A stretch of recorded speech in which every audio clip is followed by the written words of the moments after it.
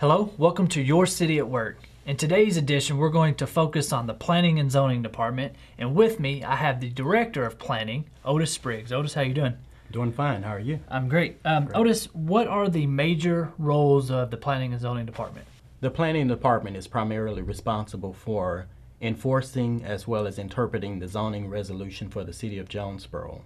Our other responsibilities include maintaining city records as it involves the zoning map, the land use map, keeping them current, as well as looking at our subdivision ordinances and making sure that all new subdivisions are in compliance with that ordinance.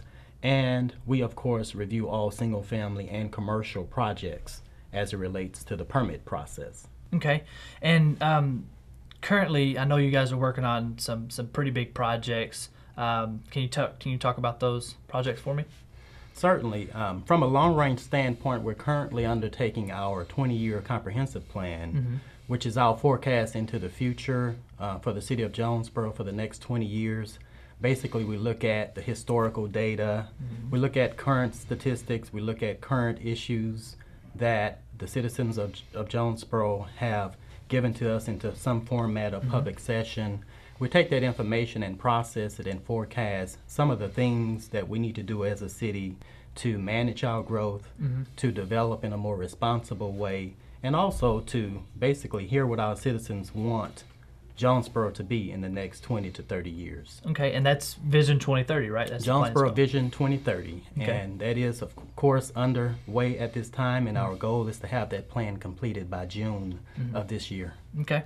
All right. And obviously look for that. It should be coming out very soon. Also, I understand there's a land use plan that's being developed. The land use plan, as well as our master street plan, is one document that we look at also for a more 5-year range perspective. That plan was adopted in 2010, and we foresee that within the next 2 or 3 years we'll be updating that plan as well. Okay. Now, obviously, you guys do a lot more, and it's very hard to detail what you guys do in a very short period of time of, say, this interview. But I understand that you guys work with a lot of different agencies, a lot of cities, departments very closely. Can you explain that? Certainly. The planning department acts as the front door to the development process from a single family standpoint and also to a commercial standpoint. So what happens is an individual may be thinking about moving to Jonesboro. An individual may own property in Jonesboro and they may want to improve that property. So first of all, they would call the planning department, of course, to figure out what the zoning district is. And we at that time would give them information about building permits, about getting commercial improvements done within the city limits in accordance with our city ordinances. Okay, so one would say that you are the number one step in the building permit process.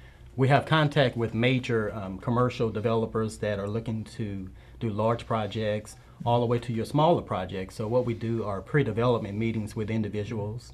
They sit with the planning department as well as our engineering, inspection, and fire marshal department. And we hold a pre-meeting with the utility agencies as well and other state agencies. And we basically iron out all of the issues at the front end of the development process. Okay, and you guys also have a couple of boards that you're responsible for. Talk about those boards and their duties. Certainly. The planning department administers 3 or 4 planning boards. The first one, of course, is the Planning Commission. The Metropolitan Area Planning Commission is responsible for looking at the development process from a rezoning process, from a subdivision coordination process, and also their ultimate goal is to make recommendations to the City Council on rezoning, annexation issues as well. Some of their responsibilities would include conditional uses, which means that if someone wants to do some form of development that may not meet all of the standards, sometimes there are special circumstances in which they can request a conditional approval. So they undertake that process before the Planning Commission. Okay, what other boards do you guys work with? We also have the Board of Zoning Adjustments, whose responsibility is to approve variances from time to time. A variance is basically a request before the planning department that does not meet the standard as it relates to the zoning ordinance. With the variances, individuals basically petition to have their case approved based on hardship. So as long as they can prove a hardship, then their case will most likely be approved. Okay.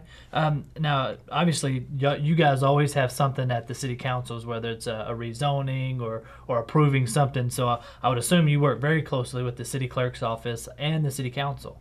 Our department has a lot of historical data, such as subdivisions and old plats that were approved by the county some years ago. So from time to time, we have to look at the historical end of things. And then there are instances where we have to call on the city clerk to see what the details were for some formal improvements that were approved by the city council. We work with, of course, the city attorney, because in some instances with planning and zoning, there are some legal questions that we have to coordinate as well. And I mentioned earlier that we do work, of course, with building, engineering, and fire safety.